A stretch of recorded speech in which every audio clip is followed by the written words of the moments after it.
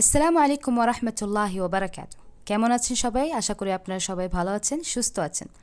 আজকে আমরা অনেক গুরুত্বপূর্ণ একটি টপিক নিয়ে এসেছি আপনাদের জন্য। সেটা হচ্ছে কিভাবে আপনারা আরবিতে অতীত, বর্তমান এবং ভবিষ্যৎ নিয়ে কথা বলবেন। কারণ এগুলো খেয়াল না রাখলে আপনাদের কথাগুলো সহজে কেউ বুঝতে পারবে না। এজন্য এই টপিকটি সবার জন্য ইউজফুল হবে। তাহলে অবশ্যই আমাদের সাথে থাকবেন আর আমাদের উচ্চারণগুলো খেয়াল করবেন। আর মোস্ট ইম্পর্টেন্ট, আমাদের চ্যানেল অবশ্যই সাবস্ক্রাইব করে রাখবেন আর বেল বাটন চিপে রাখবেন। তাহলে আমরা যে নতুন ভিডিওগুলো নামাবো আপনার সাথে সাথে পেয়ে যাবেন ইনশাআল্লাহ। শুরু করার আগে ছোট্ট একটি বিষয় নিয়ে আলোচনা করতে চাই।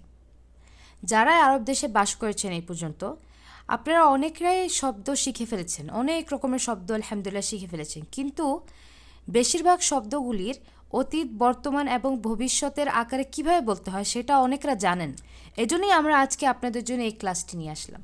কারণ সাধারণত বাংলাদেশিরা এখানে ছিলেন অনেক বছর ধরে, ওরা যদি বলতে চায় আমি এসেছিলাম, সে কি বলে? আনাইজি, আনাইজি, আনাইজি ইয়া মুদির, আনাইজি ইয়া সাদিক, আনাইজি ইয়া মোহাম্মদ, সেইভাবে বলে। আর যখন সে বলতে চায় যে আমি আসছি রাস্তায়, আপনি একটু ওয়েট করেন, সে তখনও এই শব্দটাই ইউজ করে, যেটা হচ্ছে আনাইজি, আনাইজি। তারপরে যখন সে বুঝাতে চায় যে আমি আসব, পরে হোক বা এখন হোক, সে কি বলে? আনাইজি, আনাইজি, আনাইজি ইয়া মুদির। তো প্রত্যেকবার যখন ওরা আনাইজি আনাইজি বলে, তো বস কি বুঝে নিবে, বা যে কোনো অ্যারাবিয়ান পার্সন সে কি বুঝে নিবে? যে আপনি এসেছিলেন, নাকি আপনি আসবেন, নাকি আপনি আসছেন রাস্তায়? সেটা বুঝতে পারবে না আসলে, কারণ আপনি ক্লিয়ারলি বলতে পারেন না ওনাকে। দুনিয়ার যে কোনো ভাষায় এই তিনটা জিনিস খুবই দরকার, যেন আমরা মানুষকে বুঝাতে পারি যে আমরা কি বলতে চাচ্ছি। আর এগুলো না শিখলে কোনো লাভ নেই কোনো ভাষা শিক্ষার।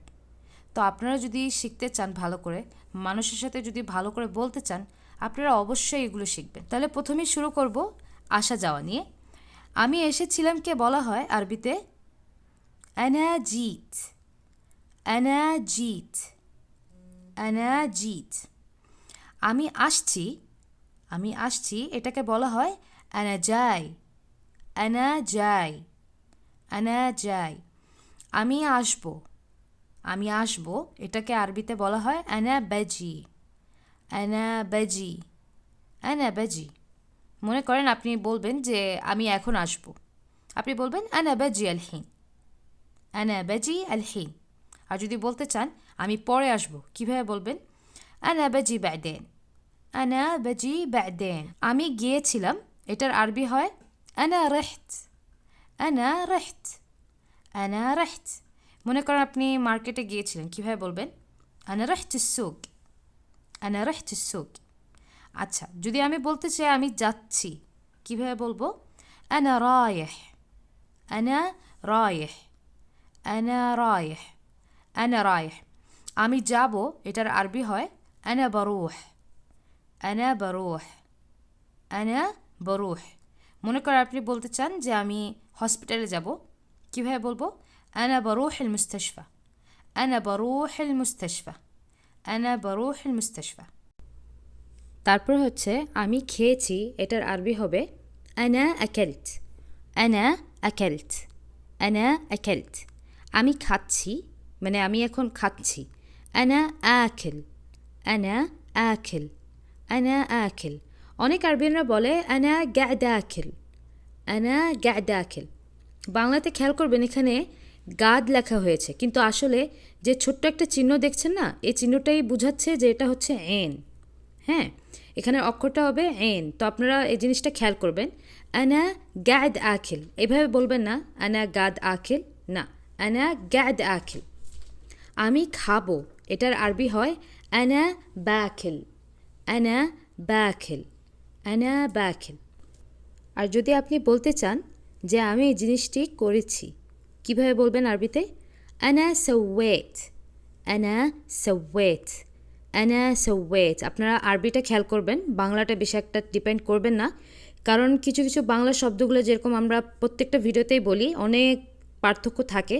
তো আপনারা বাংলাটা না দেখে আপনারা বেশিরভাগ আরবিটা উচ্চারণটা খেয়াল করবেন। আমি করেছি, এটার আরবি হয় আনা সওয়েত। আমি করছি, আমি এখন বসে বসে করছি, কিভাবে বলবেন? আনা আসউই, আনা আসউই, আনা আসউই। অথবা অনেকেরাই বলেন আনা গা'দা সাউই, আনা গা'দা সাউই, আমি করব। এটার আরবি হয় আনা বাসাউই, আনা বাসাউই, আনা বাসাউই। আপনারা দেখতেই পারবেন যে আমরা প্রত্যেকটা শব্দের অতীত হচ্ছে লাস্টে একটা ত হবে। আকেলত, সাওয়েত, রেহত, গেমত, ঠিক আছে? কিন্তু যখন আমরা এটাকে ভবিষ্যৎ বানাবো তো এটা কি হবে? প্রথমে ব দিয়ে দিতে হবে। বাকেল, বাসাউই, বারুহ, বানুম। হ্যাঁ, অনেক রকমের শব্দই, বিশেষ করে যেগুলো ভার্ব আমরা ইংলিশে যেটা বলি, আরবিতে সব ভার্বগুলো এরকম হবে। মনে করেন আপনি একটা জিনিস হারিয়ে ফেলছেন, যেমন চাবি, ঠিক আছে? আপনার চাবি হারিয়ে গেছে, তো আপনি কি বলবেন? আনা মা লিগেত, আনা মা লিগেত মিফতাহি, আনা মা লিগেত মিফতাহি। এখানের বেসিকটা কি হচ্ছে? আনা মা লিগেত, মানে আমি পাইনি, ঠিক আছে? আপনারা বেসিকটা ফোকাস করেন। আনা মা লিগেত, আমি পেয়েছি। আনা লিগেত, আনা লিগেত, আনা লিগেত। আমি পাবো। আনা বেলগা, আনা বেলগা, আনা বেলগা। এখানে আরেকটা জিনিস খেয়াল রাখবেন, এখানে আমরা আরবিতে যেটা কাফ লিখেছি আনা মা লেকেত, এটার আসলটা কি হবে উচ্চারণ? লেকেত, আনা লেকেত, আনা বেলকা। কিন্তু সাধারণত আরবিয়ানরা এখানে কাফকে পুরো গ বানিয়ে ফেলে, তো এটার উচ্চারণটা কি হবে? গা, আনা মা লিগেত, ঠিক আছে? এই জিনিসটা অবশ্যই খেয়াল রাখবেন। তারপর আপনি যদি বলতে চান আমি বই পড়েছি, হ্যাঁ, বা আমি রিসিপ্ট পড়েছি, যে কোনো কিছু পড়াটাকে আমরা আরবিতে কি বলবো? আনা গেরেত, আনা গেরেত, আনা গেরেত। এখানেও খেয়াল করবেন কফটা গ হয়ে গিয়েছে, ঠিক আছে? আনা গেরেত। আমি পড়ছি। আনা আগরা, আনা আগরা, আনা আগরা। আমি পড়ব। আনা বাগরা, আনা বাগরা, আনা বাগরা।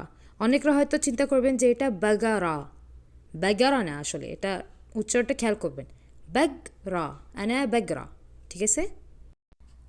রান্না বান্না নিয়ে কথা বলি। রান্না করিনি, এটার আরবি হয় আনা মা তবাখত, আনা মা তবাখত, আনা মা তবাখত। দেখেন এটা একটু উচ্চারণটা একটু কঠিন হতে পারে অনেক মানুষদের জন্য, কিন্তু আপনারা একটু চেষ্টা করবেন, বলতে বলতে সবারই সহজ হয়ে যাবে ইনশাআল্লাহ। আনা মা তবাখত, এখানে আরবিতে তা হয়, কিন্তু বাংলাতে কিন্তু এই শব্দটা নাই। তো আমরা কি করব? আমরা বারবার শুনবো আর বলার চেষ্টা করব যেন আমরা ঠিক সেটার মতোই বলতে পারি। আনা মা তবাখত, তা, তা, তবাখত। রান্না করেছিলাম। আনা তবাখত, আনা তবাখত, আনা তবাখত। মনে করেন আপনি বলতে চান যে আমি ভাত রান্না করেছিলাম, কিভাবে বলবেন আরবিতে? আনা তবাখত রোজ, আনা তবাখত রোজ। আর যদি বলতে চান আমি রান্না করছি, হ্যাঁ, আমি এখন রান্না করছি, আনা আতবখ, আনা আতবখ, আনা আতবখ। অথবা অনেকেরাই বলেন আনা গা'দ আতবখ, আনা গা'দ আতবখ।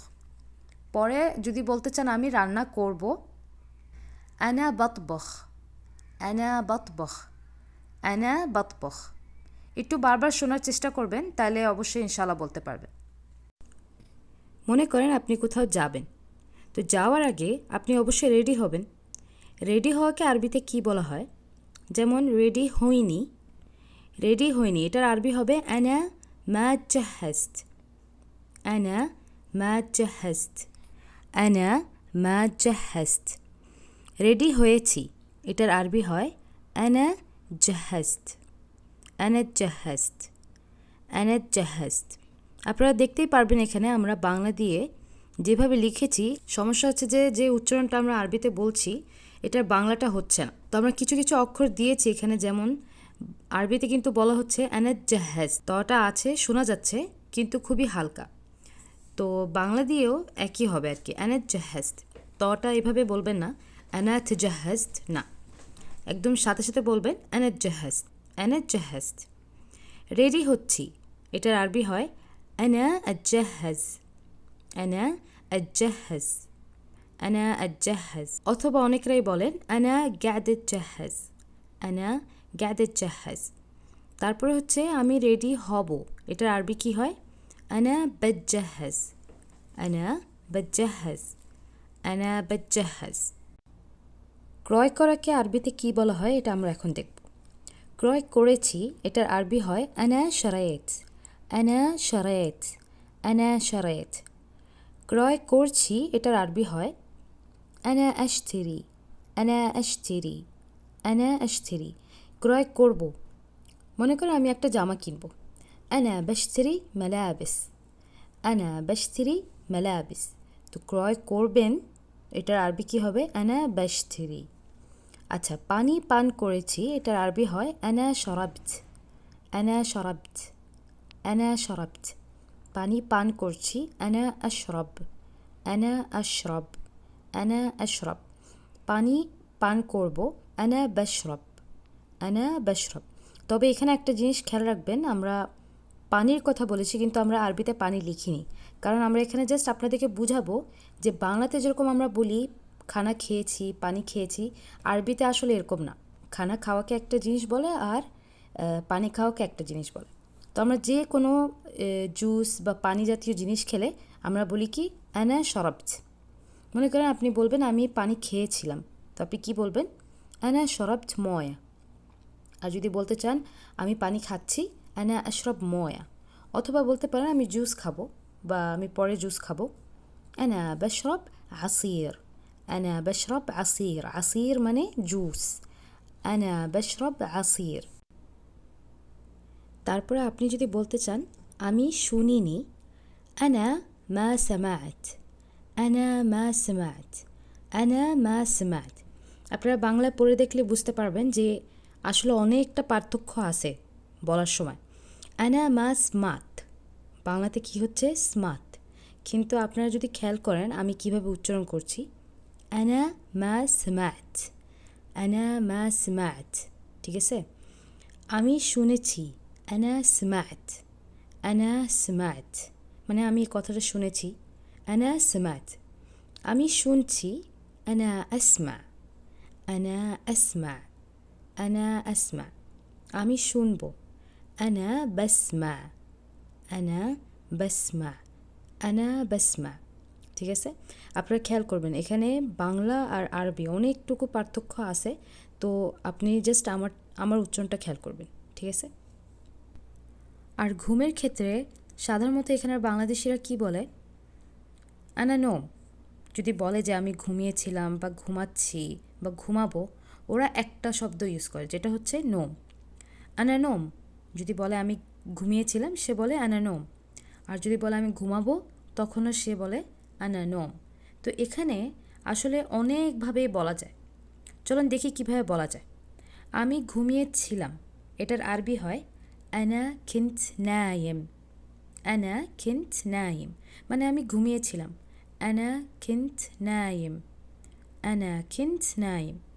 আমি ঘুমাচ্ছি এটার আরবি হয় আনা নাইম, আনা নাইম, আনা নাইম। আমি ঘুমাবো, আমি ঘুমাবো এটার আরবি হয় আনা বানাম, আনা বানাম, আনা বানাম।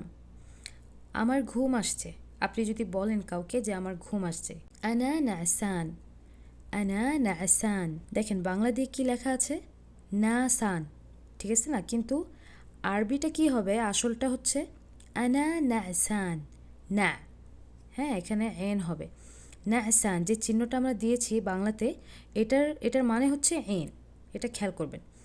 আনা নাসান, আপনার যদি ঘুম এসে থাকে আপনি কাউকে বলবেন আনা নাসান। অথবা অনেকেরাই বলেন আনা ফিনি নোম, মানে আমার ঘুম আসছে, আনা ফিনি নোম, আনা ফিনি নোম, আনা ফিনি নোম। মনে করেন আপনি কারোর জন্য দাঁড়িয়ে ওয়েট করছেন, তো আমরা এটা আরবিতে কিভাবে বলবো, আপনি যদি অপেক্ষা করেছিলেন তাহলে বলবেন আনা ইনতাযারত, আনা ইনতাযারত, আনা ইনতাযারত। আর যদি বলেন অপেক্ষা করছি এটার আরবি হবে আনা গা'দা আনতাযির, আনা গা'দা আনতাযির। অথবা বলতেই পারেন আনা আনতাযির, আনা আনতাযির, আনা আনতাযির। আপনারা দেখতেই পারবেন যে বাংলাতে আনতা জের লেখা, হ্যাঁ, কিন্তু আমি উচ্চারণ কিন্তু অন্যভাবে করছি, আনতাযির, আনতাযির মানে জবানটা একদম দাঁতের সাথে লেগে যাচ্ছে। আমি যখন ওয়া শব্দটা বলি আমার জবানটা দাঁতের সাথে লেগে যাচ্ছে। আনা গাদান থাদর, আনা আনথাদর, আনা ইনথাদরত। হ্যাঁ, এটা খেয়াল করবেন। অপেক্ষা করব, এটার আরবি হয় আনা বানথাদর, আনা বানথাদর, আনা বানথাদর। তারপরে লাস্ট হচ্ছে আমি ভেবেছিলাম, এটার আরবি কী হয়? আনা ফাক্কারত, আনা ফাক্কারত, আনা ফাক্কারত, মানে আমি এখন ভাবছি। আনা আফাক্কির, আনা আফাক্কির, আনা আফাক্কির। আমি ভেবে দেখব। আপনি যদি কাউকে বলে থাকেন যে আমি ভেবে দেখব পরে, আপনি যান, তো আপনি কীভাবে বলবেন আরবিতে? আনা বাফাক্কির, আনা বাফাক্কির, আনা বাফাক্কির। তাহলে আপনারা খেয়াল করতেই পারছেন যে প্রত্যেকটা অতীতের শব্দতে আমরা শেষের দিকে ত দিয়ে দিচ্ছি, আর প্রত্যেকটা ভবিষ্যতের শব্দে প্রথম দিয়ে আমরা ব দিয়ে দিচ্ছি। আপনাদের যদি এই ভিডিওটা ভালো লেগে থাকে আমাদের চ্যানেল অবশ্যই সাবস্ক্রাইব করবেন, আর শেয়ার অবশ্যই করবেন সবার সাথে, যেন সবাই আপনাদের সাথে শিখতে পারে। আর আমাদেরকে অবশ্যই জানাবেন কমেন্টে যে আমাদের এই ভিডিওটি কেমন লাগলো আপনাদের। ওয়ালাইকুম আসসালাম ওয়া রাহমাতুল্লাহি ওয়া বারাকাতুহু।